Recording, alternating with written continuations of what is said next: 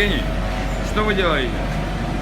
Протираю бензином для покраски.